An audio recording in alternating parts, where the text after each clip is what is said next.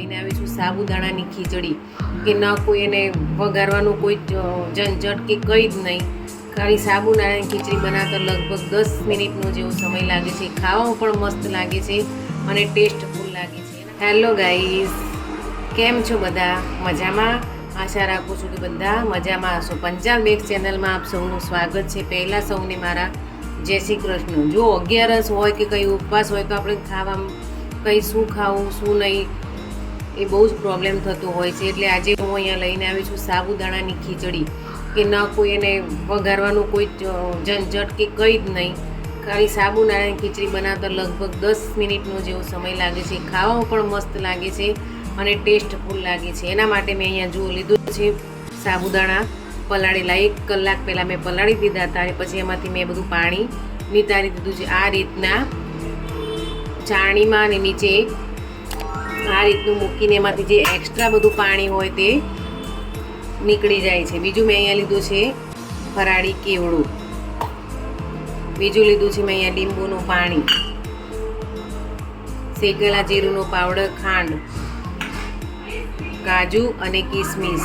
તમે આમાં દાડમના દાણા પણ એડ કરી શકો છો, પણ મારી જોડે અત્યારે અવેલેબલ નથી એટલે મેં એમાં એડ કર્યા નથી. અને બીજા છે બેઝિક મસાલામાં ધાણા, લાલ મરચું અને એ બધું. ચાલો હવે આપણે બનાવવાનું સ્ટાર્ટ કરીએ.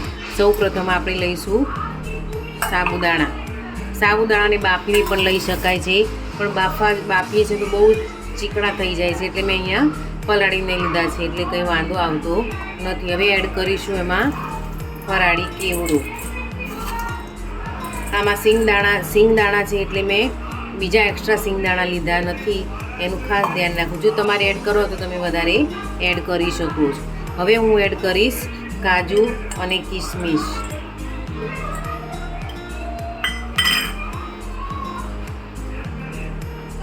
હવે હું એડ કરીશ અહીંયા આખા ધાણા. તમારે આખા ધાણા એડ કરવા હોય તો કરી શકો છો, આ બિલકુલ ઓપ્શનલ છે.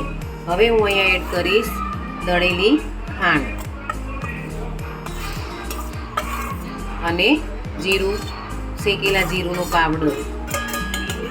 ખટાશ માટે તમે જો લીંબુ ન હોય તો આમચૂર પાવડરનો પણ ઉપયોગ કરી શકો છો. મેં અહીંયા લીંબુનો ઉપયોગ કર્યો છે.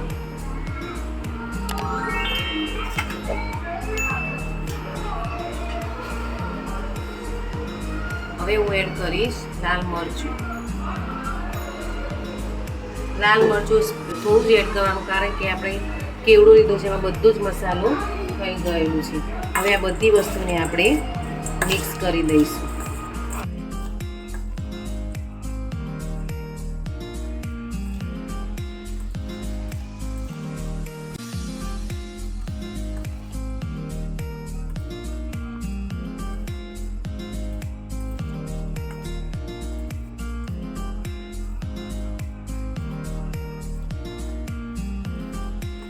હવે હું એડ કરીશ મીઠું.